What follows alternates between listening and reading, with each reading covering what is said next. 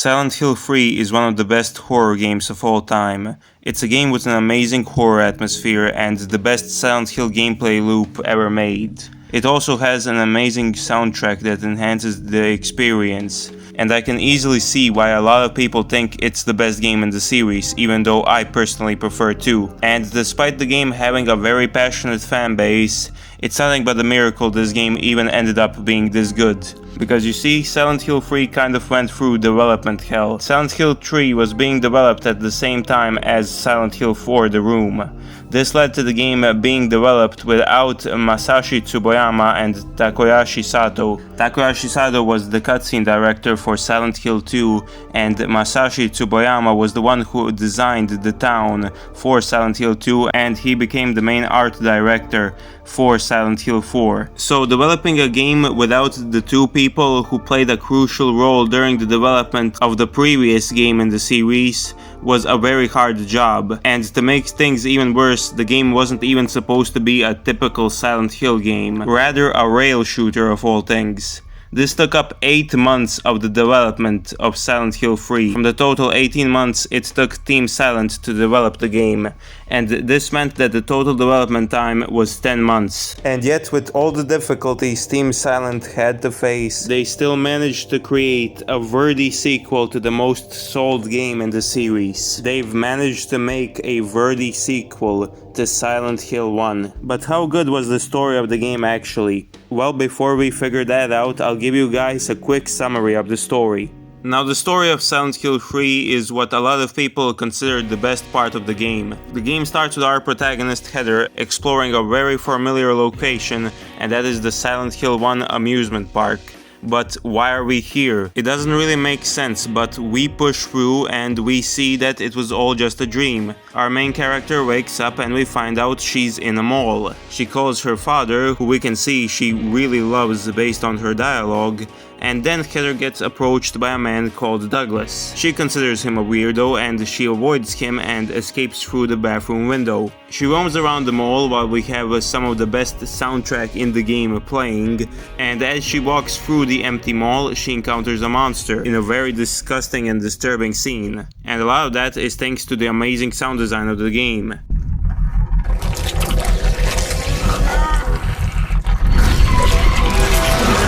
But I will nitpick something here and say that it would have been better if we got to kill the monster ourselves and not just watch a cutscene. I think this would have been a great way to introduce the player to the combat of the game, just like Resident Evil 4 did. Anyways, Heather explores around the mall and encounters a weird woman named Claudia, who will be very important to the story. She talks a lot of nonsense to Heather and Heather just brushes it off as nothing. Then she enters an elevator and we get an amazing cutscene that completely sold me on the atmosphere of the game.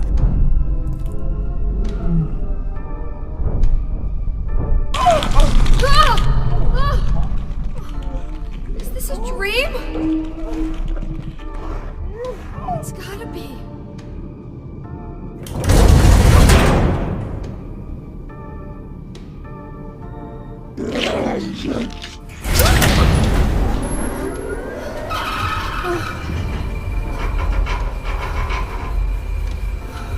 Not even a kid could believe in this.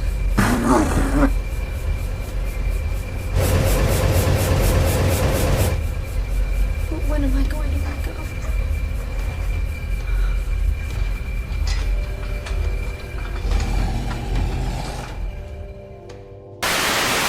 Anyways, Heather now encounters a lot of weird shit in the mall, like a cooked dog, and she has to collect random objects and complete random puzzles, like putting Shakespeare's books in the right order so she can escape the mall by killing a giant worm. After Heather escapes the mall, she avoids Douglas again since she considers him a weirdo, even though he really needs to talk to her, and then Heather visits some weirder areas, like a train with no driver, sewers with a weird tentacle monster she has to kill with a hairdryer, and a mannequin company building, where Heather finds a picture of herself with the phrase "The Chosen One." We don't really know who wrote this, but we soon find out. As we enter the next room, we meet Vincent, a very unsettling person who sounds like a maniac, and the game makes sure we know we can't trust him. He says he's on your side, but Heather immediately notices something is wrong and she immediately leaves. After that, Heather then burns a very familiar painting that was giving her headaches, and that allows her to leave the building.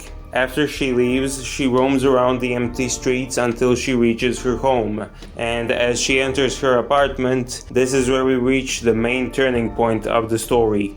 We see our dead father, and now it's 100% confirmed that Heather is the daughter of Harry Mason, the Silent Hill 1 protagonist who went through hell and back to save his daughter.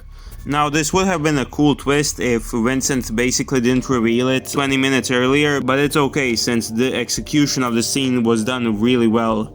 Heather starts crying until she realizes her dad's murderer is still here. We go to the rooftop of our building and we see Claudia again. And this is where we figure out her motivation. Because you see, Claudia grew up with Alessa from Silent Hill 1, the character who at the end of Silent Hill 1 got rebirthed as Heather, and not the desired god the cult tried to create.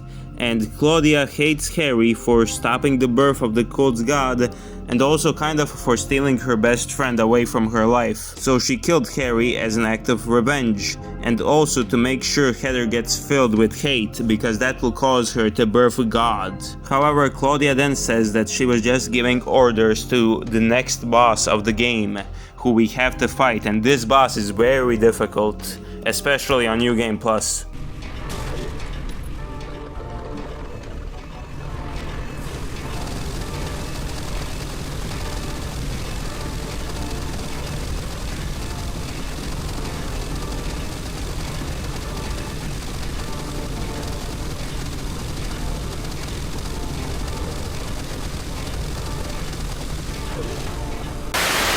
Heather goes back to the living room, except that alongside being sad, she's really pissed off, and then she sees Douglas again. She blames him for everything, and Douglas promises to take Heather to Silent Hill, and after a long car ride we finally get there. Silent Hill. We explore the streets and enter the hospital. Heather then finds letters left by Stanley Coleman, a guy thirsting over Heather, but he does lead Heather to the room of Leonard Wolf, where Heather gets a phone call, and we figure out that Leonard is actually Claudia's father. And we can see from the phone call that Leonard really doesn't like Claudia and that he thinks that her plans are stupid. Once he realizes that Heather isn't one of Claudia's followers and she actually hates Claudia for killing her father, Leonard asks Heather to help him and save him from his prison. So that is what our next goal is. Anyways, so Heather finds the Book of Lost Memories, which teaches her how to do rituals. After Heather found the book, she also finds some blood, and she uses that blood on an altar to complete her ritual. And this ritual opens a gateway to the sewers, where we find Leonard. And once we meet Leonard, actually, we can see that he is even more insane than Claudia. Because while Claudia believes that every single person can be saved by God, Leonard believes that only believers should be saved by God, and that everyone else who isn't a believer should just fucking die. So we kill Leonard, and we get his ancient seal. So we go back to our apartment, where we see Vincent again, and he tells us that Douglas went to find Claudia in the Silent Hill Church. And you can only get to the Silent Hill Church through the Silent Hill amusement park. Right before we can enter the Silent Hill amusement park, we see Douglas confronting Claudia, and the cutscene basically ends on a cliffhanger with Douglas pointing a gun at her. But when Heather arrives there, Douglas is sitting on the floor defeated, and Claudia is nowhere to be seen. So we go to a haunted mansion, and we finally enter the Silent Hill amusement park. We walk around and we enter a horse carnival ride machine, where we can kill the horses, and this actually is really disturbing. I really love this part of the game's atmosphere. And after we do that, a boss fight appears, and that is the memory of Alessa, or basically just reverse Heather. We fight ourselves, and after Heather basically kills her alter ego, we can finally enter the Silent Hill Church. As Heather enters the Silent Hill Church, she sees Claudia, and she tries to act like she's Alessa, but the rage consumes her and the god inside continues to grow. Heather goes and explores the church and she sees a woman who confesses her sins to her. You can either forgive her or not, and forgiving this woman can unlock you a different ending. After that, we explore the church some more and we enter the library, where we see Vincent. And this is where we get the best line in the whole game. Don't stand there looking so smug. You're the worst person in this room. You come here and enjoy spilling their blood. And listening to them cry out. You feel excited when you step on them and snuff out their lives. Are you talking about the monsters? Monsters? They look like monsters to you? Oh no. Don't worry. It's just a joke. I love this line from Vincent. Everything from his creepy delivery to him acting surprised at Heather's reaction. This line makes us question everything we know so far. You can't really trust anyone in Silent Hill, not even our protagonist, because every single Silent Hill protagonist is unreliable, and Heather is no different. Since we don't know what's real and what's not, we can only see things through the eyes of our protagonist, but what our protagonist sees is not always what's true. Silent Hill 2 explored this in 2001, with no one being able to see Pyramid Head except for James himself, or how we didn't really know what Angela or Eddie were experiencing while they were in Silent Hill, and this is where Vincent's line comes in. We don't know what we have been killing. The whole time, what if we were bashing the heads of innocent civilians with zero empathy? It would make a lot of sense, since a lot of the locations Heather visited weren't in Silent Hill and they easily could have been crowded, like the mall for example. And it's even worse when you realize that Heather viewed someone like Leonard as a monster, while that could have just been Claudia messing with her mind, and Leonard could have been just a regular guy. It is always great to speculate about these things. Even when Vincent says that this was a joke, we still don't know. He could just be lying, because he doesn't want Heather to feel guilty right before she can achieve her goal and stop Claudia. I love how this scene is left for interpretation, and it's only up to us players to interpret what really happened, and this line was never answered, and it should stay that way. Alright, now back to the poorly summarized plot of the game.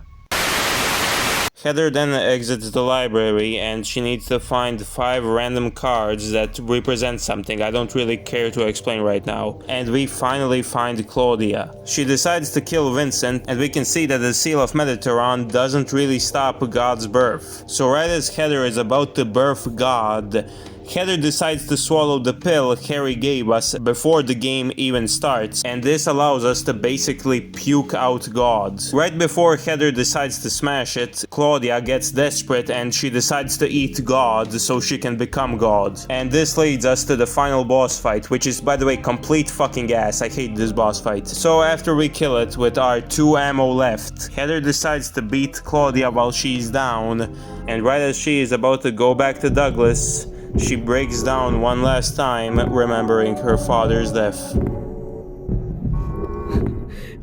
Dad! Dad!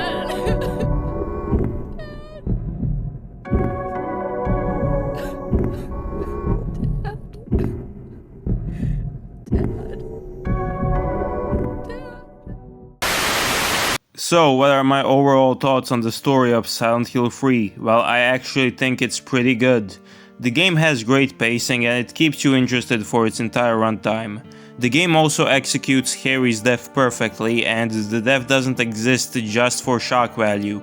The entire plot of the game revolves around Harry's death and the way Heather is dealing with it. One thing I will complain about the game is that it has a much weaker cast of characters than a game like Silent Hill 2 or Silent Hill 1. Not saying that these characters are bad, I just didn't really have a reason to care for some of them. Now this is of course excluding our main girl Heather. I love her character and her personality. She's one of the most underrated video game protagonists of all time.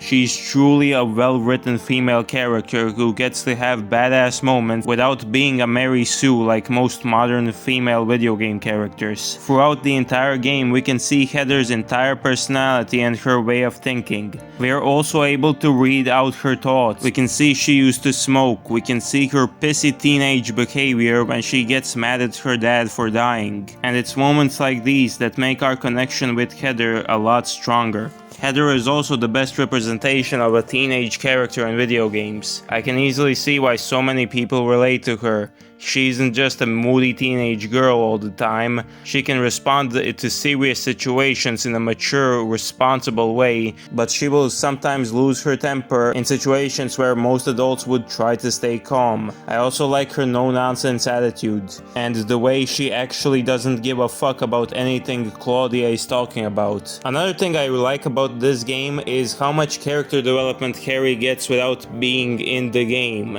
We can see how conflicted he felt about raising Heather because she wasn't his child, but he still gave her the love and attention most fathers don't give to their real daughters. I also like all of the notes we can find that were written by Harry in this game. Now, as much praise I give to Heather's character, I can't really do the same for other characters. Not that they are bad characters, I just really didn't find them really interesting. Let's start with Claudia. She feels like such a one-dimensional character at the start of the game. Sure, once you learn more about her and you learn about her backstory, she becomes a much more, let's say, complex character, but like I really don't care about that. She only has one goal in the game, and that is to make sure God's birth goes well. And she just kind of randomly spawns in every hour, yaps something to Heather, and then leaves. Another thing about Claudia is that she killed Harry, so I don't really have a reason to care about her sad backstory of her being friends with Alessa, or the fact that she had daddy issues with Leonard. I care about Claudia as much as Heather does. I just want her dead for killing Harry. I'd gladly stomp on her dead body. And Heather literally trolls her by acting like her dead best friend near the end of the game. Fuck this bitch for killing my glorious spooky king Harry Mason. And also her boss fight fucking sucks, I have nightmares of that. Overall, I think she's a pretty decent villain and she serves her purpose, but compared to someone like, let's say, Walter Sullivan, I don't think it's even close. I think she's a much weaker character in that perspective. And another character that really disappointed me is Vincent, who, despite having the best line in the entire series, is actually, in my opinion, a very underwhelming character. He has the problem of just appearing out of nowhere, telling Heather what to do, telling her he's on her side for the 500th time in a creepy way, and then just disappearing. Now, trying to figure out if Vincent is actually lying to us or if he's being serious is probably the most interesting part about his character. The best example of this is when we saw a photo of Heather and from behind we saw the words "the chosen one" and then the words "kill her" with a question mark. But then the end of the game happens and Vincent just fucking dies, and also the Seal of Mediterranean he was trying to get for the entire game ends up being useless. Now, it probably sounds like I hate Vincent, but I don't think he's a bad character. I actually think he's a pretty entertaining character. I just wish he had more depth and we got to know more about his opinion on the cult and his dedication to his religion. But now, the only thing he's known for is one line. Another character that was quite disappointing is Leonard. At first he seems like an interesting character until you figure out he's just more insane than Claudia and he just wants to kill every single non-believer, and yeah, that's pretty much everything about his character. And then there's Douglas. Well, Douglas is basically just there. He's there in the story. So realistically, if I were to rate this game's story, it would probably be like 7.5 or an 8 out of 10 based on the story and characters alone, because in my opinion the plot really isn't as good as Silent Hill 1 or Silent Hill 2, but it's not the story that makes Silent Hill 3 interesting. In my opinion, the best part that truly makes the experience a 9 out of 10 game, an amazing video game, is the atmosphere of Silent Hill 3. Now yes, I am an atmosphere merchant, my favorite Souls game is Bloodborne, but Silent Hill 3's atmosphere and sound design is absolutely perfect. The first thing you notice about Silent Hill 3 when you play the game is that this game is loud, and I mean very loud. When you are near enemies, you'll hear loud screeches and really weird sounds. Like, it's much more disturbing here than in a game like Silent Hill 2, and every single time you are trying to avoid an enemy, the encounters will be much more uncomfortable because of that sound design. Alongside the enemies trying to make the weirdest sounds known to mankind, you can't see them 90% of the time. Hearing something and not knowing where it's coming from only enhances the horror, and Silent Hill has always done this right. Except that in Silent Hill 3 it is basically perfected. And the sound design isn't just great when you are in sequences with enemies, because you see, while this game tries to be as loud as possible when you are around enemies and it tries to make you uncomfortable, when you are alone at this game, the game is probably at its scariest. When you are alone in the dark and you can hear someone else's footsteps when you are not moving.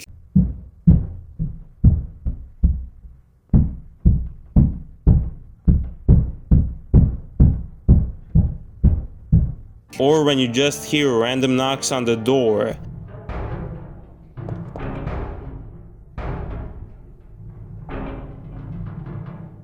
Or then there's the doll sequence in the mannequin factory. There are so many times Silent Hill 3 tries to disturb you when you believe there are no enemies in a room. And when you believe you are safe, you will hear something happen. And you won't know if you actually heard that or if you're just making things up in your mind. Because most of the time the noises will just happen for a brief moment and then they will disappear. And then you'll just start questioning yourself if they were even there in the first place. I also love how this game symbolizes Heather's fetus growing inside of her, and this is especially evident at the mannequin factory building, where you can see baby-shaped dolls. And another thing I love about this game's atmosphere is how it switches between the real world and the other world, like with the bleeding walls, or when you burn the weird painting and go through, you see the disturbing scenery and weird pictures on the wall of some woman's mouth smiling, and it's just so fucking weird.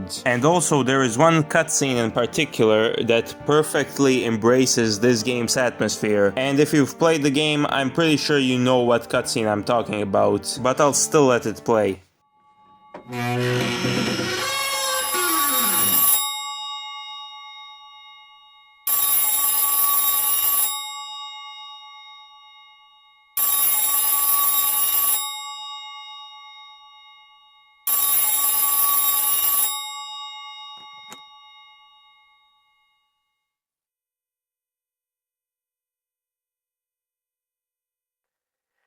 Happy birthday to you.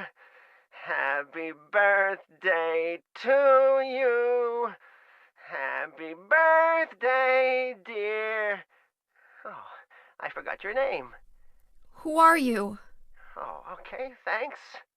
Happy birthday, dear. Who are you? Happy birthday to you. Happy 31st birthday. Is this Leonard? That's the murderer's name, not my name. I'm not your beloved Stanley either. He's underground now.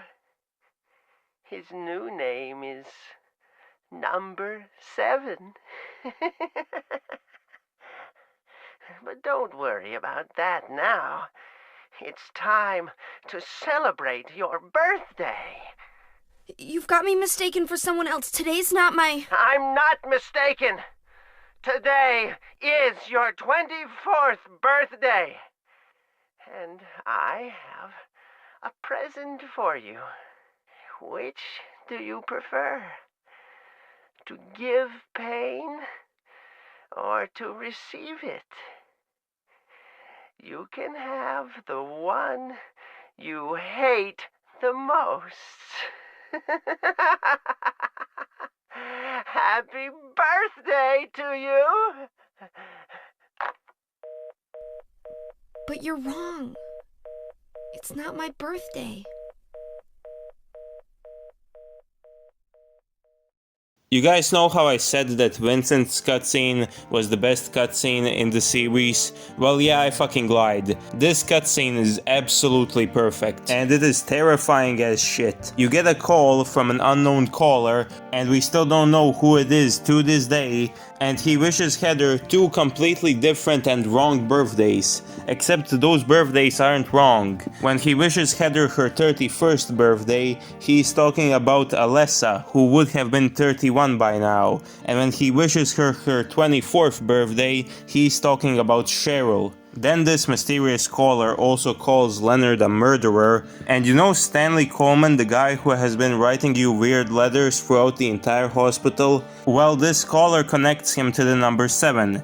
And at first you don't know what it means, but later you would figure out when you see Stanley Coleman's dying body on the 7th bed. God, I love this game's atmosphere. It is just absolutely magnificent. And you know what's another thing that boosts this game's atmosphere?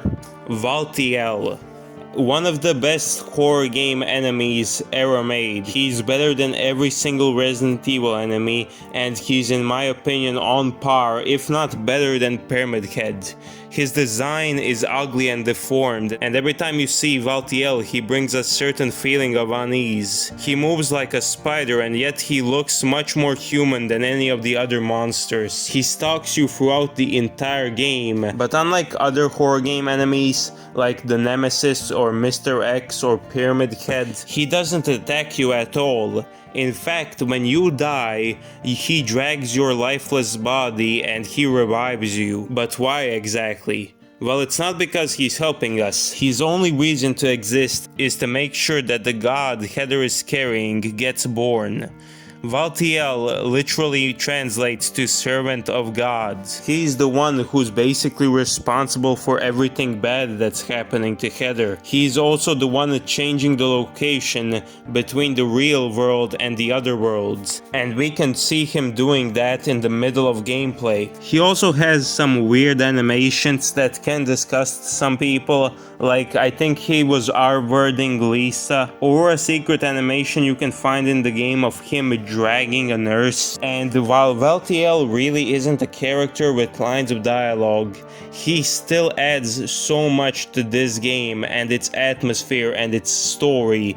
I just absolutely love him as a villain, and I just feel like this game wouldn't have been completed without him. Now, what about the gameplay of this game? Is it worse than the other Silent Hill games because of all the difficulties Team Silent had to face? Well, no, because they actually created the best possible Silent Hill gameplay experience. The first thing you'll notice when you're playing Silent Hill 3 is how much smoother the movement is compared to Silent Hill 2. In Silent Hill 2, the clunky movement mixed with the semi-fixed camera made the game scarier, and I absolutely love that. But Silent Hill 3's movement is different, and it's great for that, because it lets you use the analog stick at its full potential.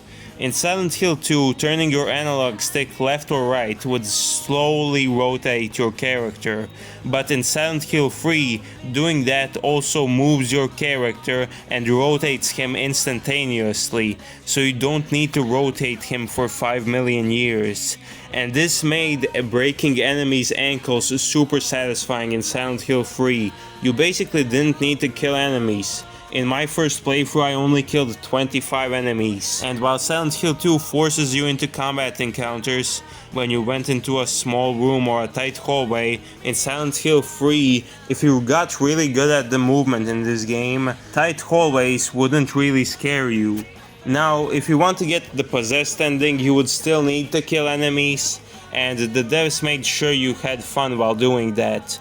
with probably the best arsenal of weapons out of any Silent Hill game, except for maybe Silent Hill 1. Silent Hill 1 also has a pretty good catalog of melee weapons. In Silent Hill 3 you got your standard pistol and metal pipe, but you also got a golden metal pipe which one-shots enemies. You also got a shotgun, a SMG, a fucking katana, a medieval mace, a flamethrower, which you can unlock in New Game Plus. Oh yeah, and how the fuck can I forget about the header beam, which is basically just a fucking laser. Or speaking of lasers, did you know you can actually use a lightsaber in the New Game Plus in Silent Hill 3? And there is also a bulletproof vest, which is great in melee combat encounters, since while using it you take less damage, but it reduces your movement speed. Now as for the gameplay mechanics, they work just like in any other Silent Hill game.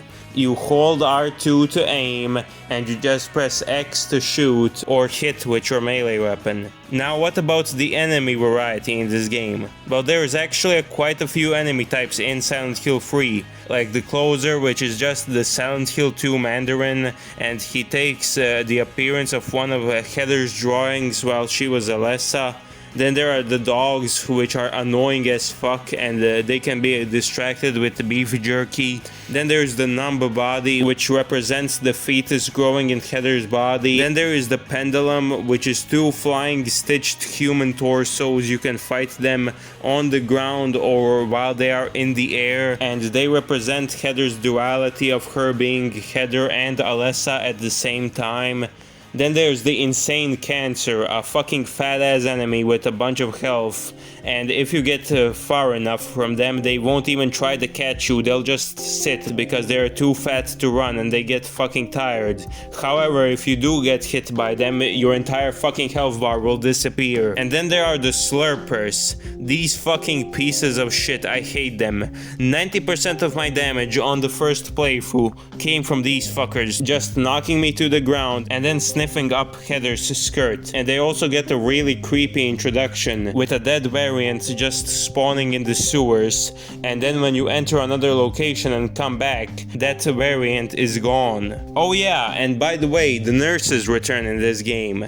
And you think they are the same as Silent Hill 2 nurses until they pull out a Glock on you and shoot the absolute shit out of you. Oh yeah, and there's also the Scrapper, which is just a worse version of the missionary boss. And yeah, those are all the enemy types. Now as for the bosses, they're basically your standard Silent Hill bosses. The first boss of the game is the Worm, which you just need to run away from him and shoot him as much as possible. The second boss of the game is the Missionary, which, I mean, I showed you guys my gameplay against him. The third boss is Leonard, and you just need to shoot the absolute shit out of him with an SMG. The fourth boss is the Memory of Alessa, and a lot of people don't even consider this a boss. I actually do, because I do think it's a really fun boss fight and probably the most fun boss in the game. She basically uses every single attack Heather does. And then there is the final boss of the game, which is an absolute piece of shit that I hate,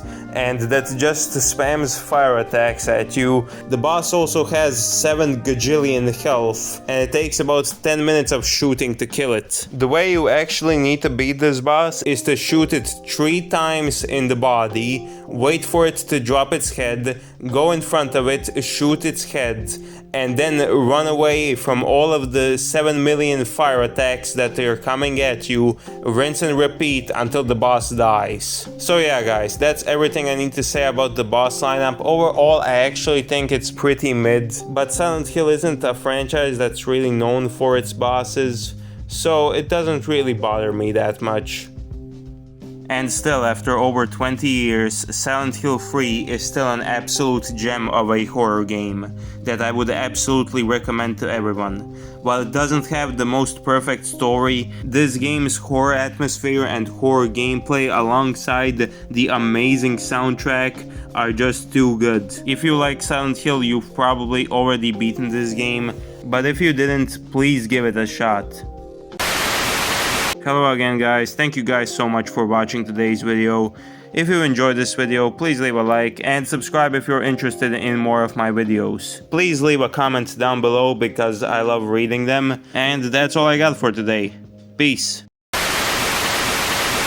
You never see it coming.